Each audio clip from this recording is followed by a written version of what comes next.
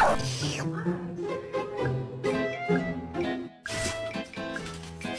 anyone have any advice to get him to stop doing it? To get him?